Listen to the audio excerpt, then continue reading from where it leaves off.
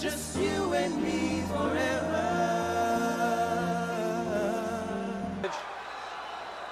Do you take this woman as your lawful wedded wife? Ooh, yeah!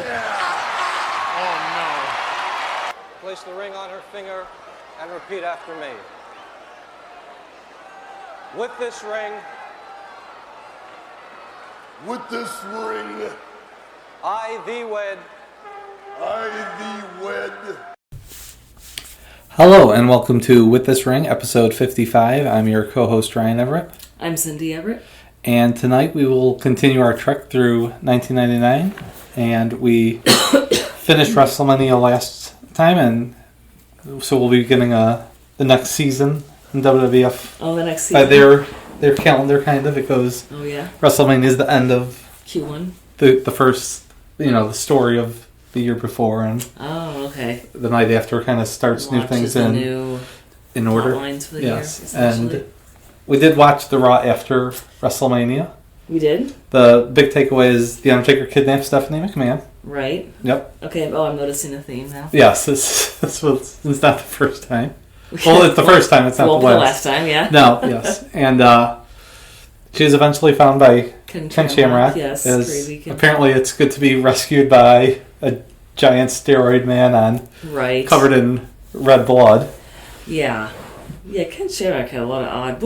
They does not know what to do with him? Yeah, I think he's kind of not a great actor. No. But, is willing to do whatever they tell him to do, so...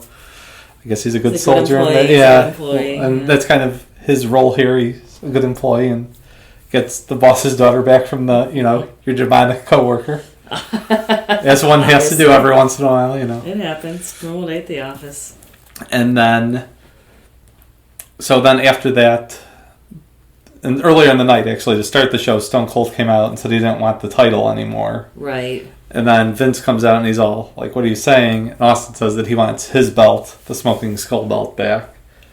And since... So why does he have his own belt? Because he's Steve Austin. Okay, fair enough. I mean, really, that's pretty much it. He wanted to make it. Yeah, because he was anti-establishment, so... Gotcha. He doesn't want just their logo. He wants his own... Own touch. And since... They do make a good point that Raw's in Hartford this night, so it's... And Vince had said he was going to put it in his house, so he has someone go to his house and pick it up since they live, Hartford, Greenwich, right. Pretty close. Right.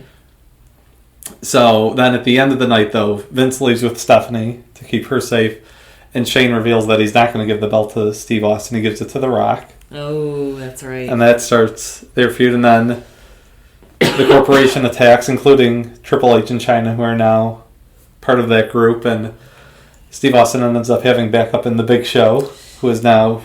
he turned face yesterday, but this is like him establishing himself as a good guy for sure. Gotcha. Yeah, there's Steve Austin, the corporation, Generation X, the Ministry. Yeah. Ken Shamrock running around. The Brood. The Brood. Is a part of the Ministry and then not part of the Ministry. But yeah, now half of them goth. Yeah. There's a lot to go. Yeah.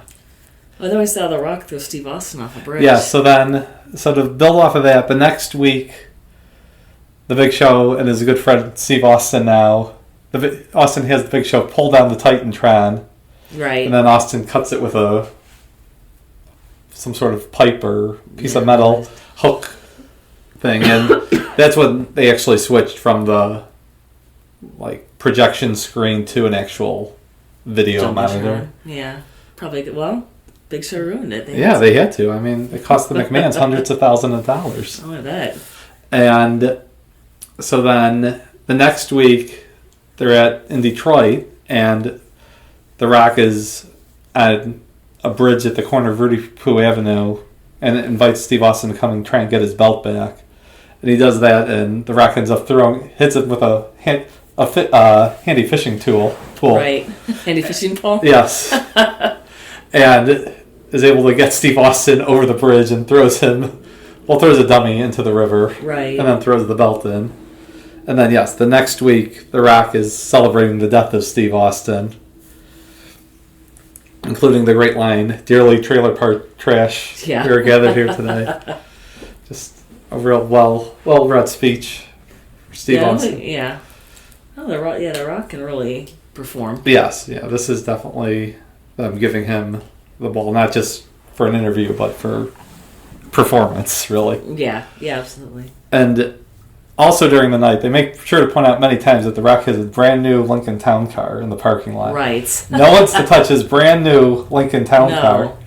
Chekhov's Town Car. Exactly. It's in the parking lot now. And then, of course, Steve Austin arrives in a monster truck, runs over The Rock's brand new Lincoln Continental Town Car that no one is to touch except The Rock. Right.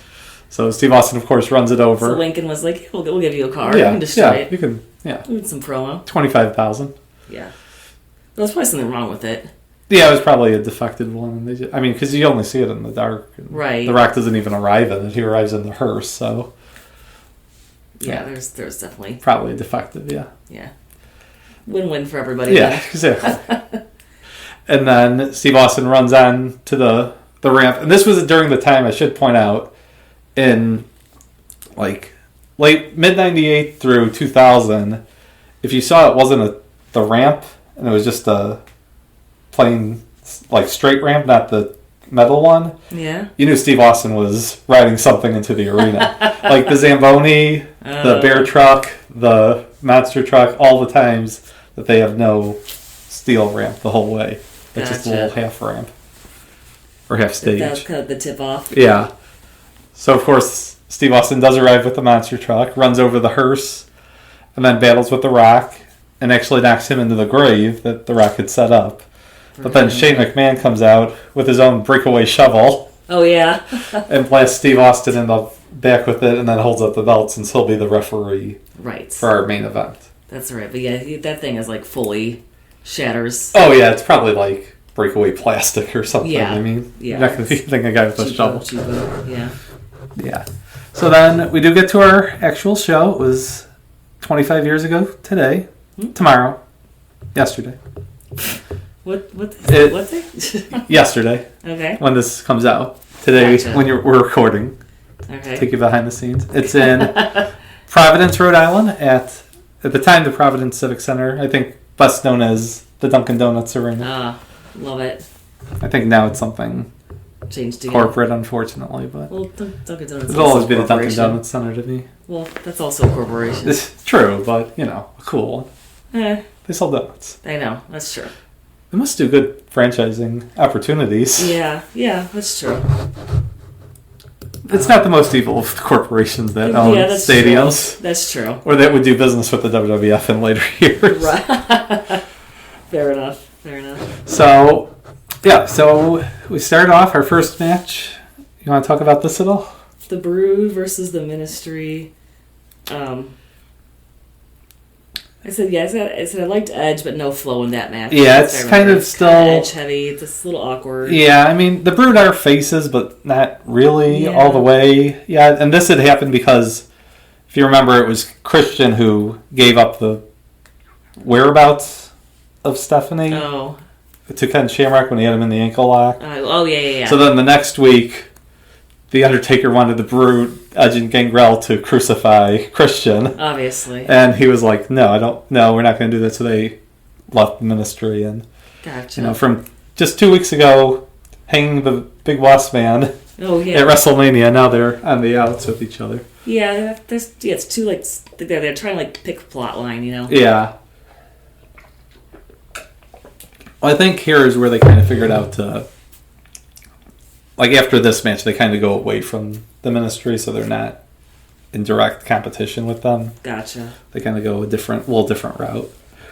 But yeah, it's kind of the Ministry gets a win. I think it's mainly they were big on Bradshaw and Farouk this night, and then the nights to come, they're giving a big push, so they're not going to lose to. I mean, even with Midian on the team, who I would think would take the pinfall, but it's actually the Ministry gets the win. Yeah. And then, in one of your favorite matches, I know, Al Snow and Hardcore Holly meet again for the Hardcore title. Yeah, another kind of goofy match. Yes. It's it's like the Gallagher of matches. Yeah. And it's probably better than their last one. It was definitely, I think it was better than the River one. I think the first one is remembered for the River part, but there's a lot of, sitting on the banks of the Mississippi. It's not that great of action. No. It's just, that's the one where in the river. This one actually goes outside for a little bit, but then they come back in the ring, and there's a superplex through the table to kind of end it. Yeah, but they do a good job of selling it. There's a literal kitchen sink versus a fire extinguisher. Yeah. Al Snow gets busted open, which I did not that's right. remember at all. Hugely. Surprised. Yeah, but no. And Al Snow finally gets the win. It's this first hardcore title reign, even though he's been fighting in that division for 6 months now. Basically since it started. Got it. Are they the only two people in the division? I mean, other guys would challenge weekly on Raw, but these are the two guys with the feud over it. Gotcha. And speaking of belts changing, so who was the IC champion at the end of WrestleMania? Do you remember? There was a 4-way match. Let me look at my notes.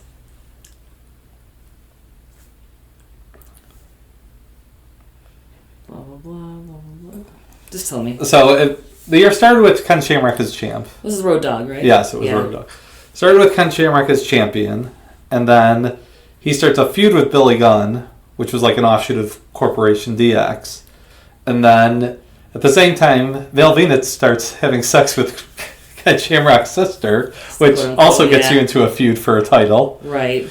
Val Venus ends up winning the title with Ken Shamrock's sister's help, Ryan Shamrock. Yep. And then Val Venus is in a feud with Ken Shamrock over that, and Billy Gunn over that. And then, for some reason, Goldust gets involved. Yeah. And then, 2 weeks before WrestleMania, Vince Russo decided to switch everything up and put the Road Dogg in a match where it should have been Billy Gunn, and Billy Gunn in a match that should have been Road Dogg. That's how we have them holding the other ones, titles that they had been going for. Interesting. And then the Road Dogg retains at WrestleMania. But then, since you have to do something shocking on the Raw, Goldust wins the title from the Road Dogg on Raw in a horrible match. Gotcha. So now Goldust is the champ. Yes. Then 2 weeks later, I can't follow that. He takes a match with the Godfather, and the Godfather wins the title. Gotcha. So the IC title, which had always been the mid-card, The Rock was the champ throughout all of 98 basically. And that was, and now it's on the pimp. The guy who should be in the opening match to get the crowd to pop. Yeah, right, yeah. Again, in a that would be an opening match, you're right. Totally directionless Goldust. It's they don't know what they're doing with him. No. Well, now they have Goldfather. Godfather versus Gold. Sorry, my throat feels funny. Yeah, so it's a good start. Then it was dragging. Yeah, then the Godfather wins. It's more about the hose. Yeah, it's just about dancing with the hose afterwards. You're right. That would have been a better first match. Yeah, I think the Godfather is a perfect opening match guy where he'll give a nice 4-minute match. Yeah, get the crowd. He gets his chant going. His sing along. About it now. And then next we have the New Age Outlaws against Jeff Jarrett and Owen Hart, who are no longer the tag team champions, as they lost the belts the week after WrestleMania to Kane and X-Pac, who had come together basically just because they were both upset at Triple H. And then somehow Jeff Jarrett and Owen Hart I think they had an open challenge. Gotcha. And those two came out and won the titles. And they're kind of reluctant partners right now, but gotcha. So we have the New Age Outlaws and Jeff Jarrett and Owen Hart, and this is when the week before, I think it was, when the Road Dogg referred to Debra's boobs as puppies, and Jerry Lawler is in heaven because now he has a phrase he could say, and it's not just saying tits or boobies. He can say puppies. He can say puppies, and it's okay to censor wise. And this really starts even nowadays if they dust him off and prop him up for a match, it can't be a women's match because he'll still say look at the puppies go and stuff, even though kind of hasn't been viewed as that for 10 years. But right, I did say that most of this match is mainly about Debra's boobs versus the actual match, which was fine. Yeah, it's a fine standard tag match kind of. Right. I mean, they're all okay-ish enough workers. I mean, Owen Hart and Jeff Jarrett are higher up than Road Dogg and Billy Gunn as far as working an actual match, but Outlaws are fine at doing a standard 10-minute match. Everyone likes Road Dogg. Yeah. He's a relatively good speaker. Yep. And then next, we have the Boiler Room Brawl. Yes. So this is the second Boiler Room Brawl in WWF history. So yes, tell me about that. So the first one was Undertaker versus Mankind. Okay. It's kind of Mankind's specialty. Gotcha. And the rule is you have to crawl. You have to leave the Boiler Room. And the first one you had to get all the way to the ring because Paul Bear was holding the urn. Okay. And the Undertaker was about to win. And then this is when Paul Bear turned on the Undertaker and gave the urn to Mankind. So then this new one come up, and it was the Big Show and Mankind. Even though they're both good guys, they still have a beef on the whole, chokeslam me through 2 chairs. Oh, yeah. So they're deciding they're going to have a Boiler Room Brawl, and this time it's just whoever can leave the Boiler Room first. Right, yeah, the ref is posted outside the boiler room. And for this one, it's kind of interesting because you were talking about how brutal it was. There's a lot of glass. There's a lot of glass. It's a lot of cuts. There's a steam valve that goes off. It's just, everything's propped up. I tried to look it up because in his second book, I remember he talks about it a lot. Mm-hmm. But his second book is the one that is not available online of course. Anywhere. I have it somewhere in the house, but I didn't have enough time to look for it. Essentially, though, he was talking to their prop guy about what to do, and they decided to totally prop it up. It's all sugar glass. Okay. It's fake blood even on his hand. Okay. And the shirt, because his hand is super bloody at one point, but even that was, I think, just cut up makeup or costuming. Gotcha. Yeah. So that it wasn't. They kind of were and especially with a match like that, why would you kill yourselves for a match that the crowd will watch and they'll but they're not reacting to it. Yeah, you're not hearing them react to it. So I think that's a thing that kind of made him feel like he's not robbing the crowd out of it because they're going to like it anyways, and he's not going to be able to react to what they're doing. So right. I think that was his rationale, and I think he's earned the right to take a little night off. Not a night off. I mean, it's still hitting each other, but it's a lot of breakaway plunder. Right, yeah. Mankind eventually wins by, of course, one of the most deadly weapons in WWF is always the giant pile of clingy steel poles that he pulls down because you're buried under those. I mean, you might die. They each weigh 8 ounces of maybe. Exactly. But yes, as I said, blood or red paint. Mick Foley wins, but then the boss man. The boss man and Test, the corporation is still taking their bumps on Mankind and the Big Show. Mm-hmm. So, but yeah, that was. I don't know. This whole thing's kind of not great. I like this one, and it's 7 minutes, so it's moving at least, even for 2 guys that might not move the quickest at this point. They're still. It's always action. I also asked why the guy teaching tending to Big Show's stitches. Wasn't wearing gloves. So he said you have to ask him. So Dr. Francois. Okay.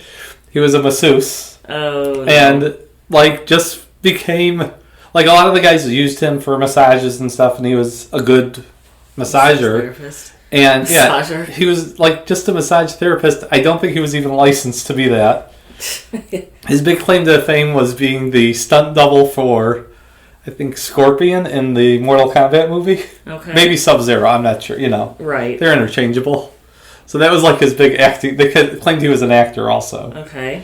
And so then he comes to the WWF as their massage therapist and then kind of just morphs into their doctor. Okay.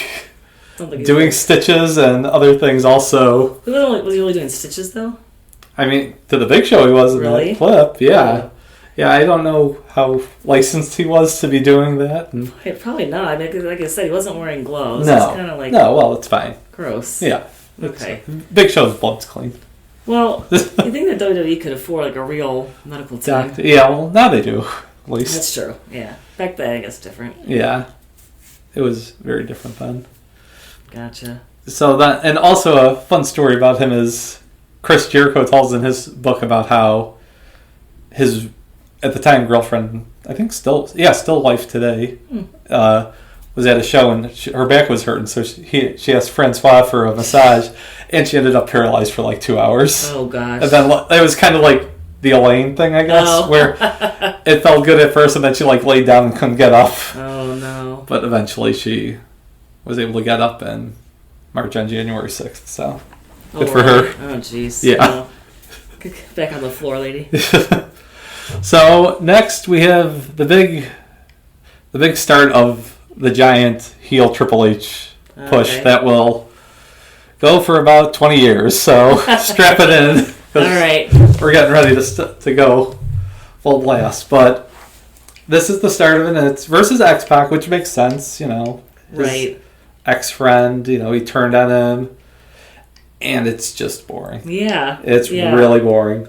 I mean, X-Pac hits his good little jump spin moves, but it's it's just way too much. Yeah, hold after hold. Yeah. And it's like, I get what they're doing with Triple H attacking the neck, you know, showing how he's vicious, but they could have done that with one headlock, not like 5 or 6 of them, and definitely just could have been a lot quicker paced. And this is Triple H's first match as a heel in almost a year, so it's a different style you work, you know, you're the aggressor usually more so. Right. So but like, I don't know if he just didn't have enough offense at this point or what, because there's like no action. It's just, or clubbing blows to the neck, then a headlock, then a side headlock where he changes his position slightly. Right, yeah, people are really...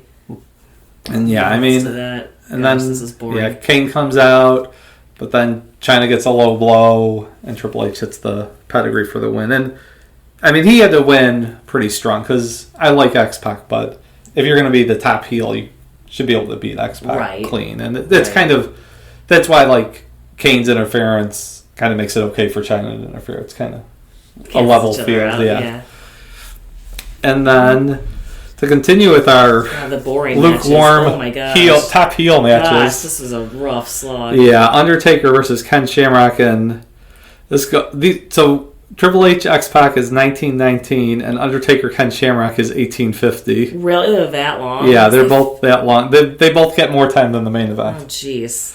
I don't know who was laying that out, but someone just wasn't paying attention. Yeah, so there's a lot of, and like Ken Shamrock is just not a great face at this point. Like the fans really don't care about him. So he's trying to work over the Undertaker's leg, and then the Undertaker tries to use his leg. And yeah, it was also boring. This was like, a lot of holds. I think this was right when the Undertaker had first watched UFC and wanted to like become a submission specialist, but it's not good. It's just boring and long. Like again, did they have any setup for this or no? Yeah, well, he was pissed that Undertaker was pissed at Ken Shamrock for saving Stephanie. And then the next week he sacrificed Ryan Shamrock. Oh. Because she was just hanging around. And then he kind of been attacking him since off and on. And also, on the April 12th Raw, Shane kind of succeeded from Vince and slapped him. Said he was only caring about Stephanie and not the corporation. So Vince walked out. The Stooges were fired. Oh, no. And then Ken Shamrock walked out with Vince. Said he didn't like the corporation anymore. Gotcha. So he's like alone here. He doesn't have any type of backup, and that's why at the end the Acolytes come out, or Bradshaw just alone comes out and says beating up Ken Shamrock. Beats him up, but then they have him like choke him out with the bit, but he's just pressing it to the side of his face. I don't know. Well, you know what that is supposed to do. Smushes your face. Yeah, I guess so. But then we finally pick things up again. Yeah, big turn. Yeah, so Steve Austin defeats The Rock in 18 minutes. So I mean, it's around the other two matches, but I would have definitely shaved 2 off of it, at least 2 minutes off of each of those, and maybe given this could have even had more time, I think. Oh, totally. Yeah. I mean, but it's just a great brawl all around the arena. Mm-hmm. They have the debut of the People's Camera, where The Rock gets the camera, and as he pans to the crowd, then he pans and sees the double bird and gets stunner. So we get really the camera angle of getting stunned. Yes, that was really funny. Yeah, they knock over the AV equipment. Yeah. I like whenever The Rock gets on like the mic and starts riffing. That's always pretty good. Especially then when he gets cut off by either a punch or sometimes choked out. Right. Yeah, so it's really good. And then the storyline kicks in when first Shane tries to hit Austin with the belt, but he ducks and The Rock gets hit. Yep. Then Austin first that Shane tosses up a chair. Yeah. So Shane keeps messing up, basically. Right. And then Austin hits the stunner and covers, and Shane gives him the double bird. And early on the night, he had sworn on his grandfather's grave he would call the match evenly. Right. So that's what draws out Vince McMahon here. Who, like, falls over when he tries to... Yeah, who like, ducks a Shane punch and comes back with his own and falls over. He has so much athletic grace to himself. And then he makes Earl Hebner the referee of the match, and Austin then, of course, hits the stunner. Right. I think it's stunner, belt shot, stunner. Pretty much, yeah. So because you still get the Rock crazy oversell of the stunner where he flips over. And Austin wins the match, and then a very reluctant Vince McMahon even slides the belt into him. Oh, well, you didn't talk about what's been going on in the back. Well, then, okay. In the back, all of a sudden... Well, what's been going on? Vince and Stephanie were going to leave in the limo. Right, they were in the limo, but Vince had to watch the end of the title match. Mm-hmm. So then, as Vince is watching Steve Austin celebrate, we cut to the back, and the Acolytes and Midian are attacking security. So the limo takes off, and Stephanie, driver, we gotta wait for my dad. Yeah. And then the window opens, and of course, where to, Stephanie? Ha! Yes, that was... What was your reaction when you saw that? Oh, it was great. I was laughing. It was just so ridiculous. Yes. Yeah, and, But then they go... And that probably should have been the credits and the end of the show. Then we get to 3 more minutes of Steve Austin celebrating with beer. Oh, yeah. Like, maybe you could have just... I mean, you could still do that in the arena, obviously. Right. Let the crowd go home happy, but I think it might have been a little bit better for dramatic purposes if you just cut it there. Right. But they didn't. They let Steve Austin have his triumph still. And then the next night on Raw, some big things happen. Yep. Where first The Rock comes out and kind of... he calls Steve Austin the better man that night, but also still calls him trailer park trash. Right. So he's not, like, totally friends with him, but he'll at least respect him. And then he calls out Shane McMahon, and Shane McMahon comes out, and Rock basically says that it was supposed to be one-on-one, and you got involved, and you screwed up. Mm-hmm. And then Shane McMahon talks about how The Rock was too caught up trying to play to the people. That he thinks he only cares about is the people, and he's the people's chump. I think is the big comeback at the end. Yeah, he says that a lot. Yeah. So then The Rock gets in Shane's face, and then Triple H first tries to attack The Rock, and The Rock fights him off, and then China gets involved, and The Rock. They make sure to point out, like, oh, China hit him first. Anything he wants to do is justified. So they're not just having him attack the woman. Yeah. It's justified. Yep, she hit him first. So he has the right to hit her back. And he does. And then the whole corporation, though, attacks and beats him down. And then they announce that it'll be Rock versus Shane McMahon later tonight. And from there... Oh, and throughout the night, they keep talking about how Vince McMahon has the papers to sign. To sign over the company to The Undertaker. No. Yeah. And then The Undertaker calls Vince and says that he wants Steve Austin to deliver the papers to him. And so Vince has to ask Austin, and Austin says, no, I'm not doing that because I don't trust you. Right. And then The Undertaker says, okay, you could hand him over, but it's got to be like at the loading docks of the arena or something. Obviously. So Vince is out here by himself with... He couldn't have, any backup or anything. Right. So, as he's standing there like a putz... Well, first we have The Rock versus Shane McMahon, and it's The Rock just beating him up for 2 minutes. Nice, good. And then Triple H comes out and attacks, and that's really setting up, reuniting that feud that had been big the summer before, and now it's back in a different form. As we've switched roles, which will be interesting to see. As Triple H's heel run he also has a bad match with Billy Gunn this night because he's just not. And it's like Raw matches did not go long this day, and this got like 9 minutes, and it's just a shortened version of the X-Pac match, which is not good. No, Triple H, come on, dude. Yeah, he's got to. I think the character work is going well, but he's got to work on his heel in ring technique. Right, for sure. And then we get the big... Stephanie McMahon is let out on her cross. Or a symbol. You can't call it a cross. It's always a symbol. Well, yeah, it's not a cross. It's like different than a cross. Yeah. I'm sorry. Okay. So then we get... So Stephanie McMahon comes out with The Undertaker, and Paul Bearer reveals with his nice bedazzled ancient dead book of the dead, that it's going to be a black wedding between Stephanie and The Undertaker. And first, Ken Shamrock tries to come out, and he doesn't even get an offensive move. He is grabbed right away by the acolytes, and Viscera splashes him to take him out, even though he brought his baseball bat. He didn't get to do much with it. Next is the Big Show, and he clears all the other people out, but then The Undertaker grabs that baseball bat and smacks him over the head with it. Right. So then it looks like the wedding is official. You could kiss the bride, and then the glass breaks. Yeah. Steve Austin comes out and just obliterates Midian down the ramp with a clothesline. Yeah, it just kind of takes everyone out. Just gets a chair and just goes to town. CTE. Goes out of his way. Be damned. Yeah. Viscera's standing on the outside, and Steve Austin still goes outside. Hits him with a chair to make sure no one gets out alive. Yep, taking them all down with us. Yep, and then the Undertaker kind of backs off and to fight another day and make his Undertaker eyes at Steve Austin on the ramp.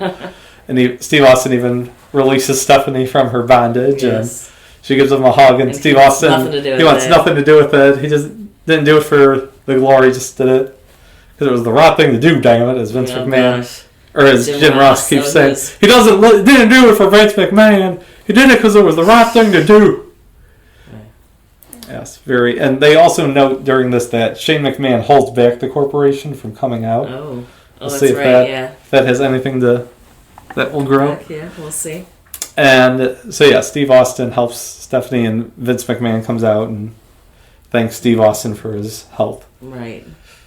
So what did you think of Backlash? Not that great. No, I think the Raw was more exciting, I think, the night after. Right. Yeah. Which at this time frame tended to happen because there was such an emphasis on the Monday night shows. Gotcha. And this is when they really start pulling away from WCW. Oh yeah. They were around. WWE was so hot, and this is when WCW started to slip also. So ratings. So for WrestleMania, you went 7.5. I went 8. Oh, this is gonna be like a 6. Yeah, I'm thinking. Well, main event is really good though. Yeah, I'm still gonna say 6.5. There's not that much else. Yeah, I'm looking at I'm kind of thinking of it as Over the Edge 98, where the undercard is kind of monk, but then you get the great Steve Austin Dude Love. So you said 6.5? Yeah, right. 6.5. I'm gonna go 7 because I had Over the Edge at 7.5, and I think that's a better match, but not far off. Not a better show. Okay. But yeah, Backlash does have 2 bad matches though. Yeah. But Kane Vader's pretty bad. All right, so then top 2 matches. Top 2 matches. Obviously the main event. Yes, I definitely agree there.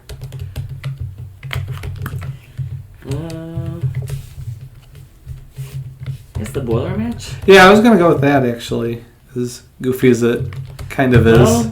There's not much else. I mean, the tag match is technically fine, but it doesn't really stand out, I think, in any way. Right.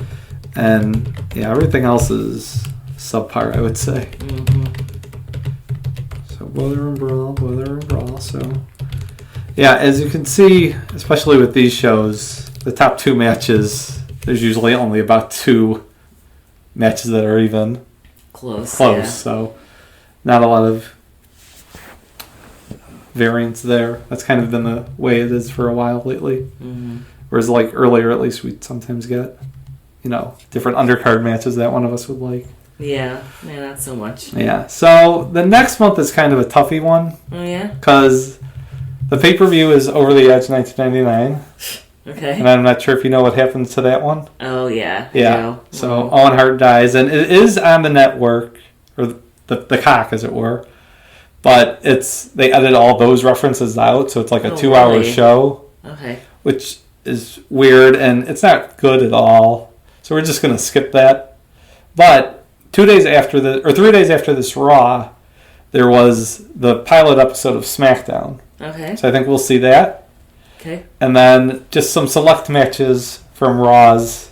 All right, there we go. Through May and into early June. A May compilation. Yeah, just because the pay-per-view, it's not good. Yeah, the matches are very rudimentary because their coworker just died. Right. Yeah. Well, I'm surprised they had a show still. Yeah, was always a big point of contention.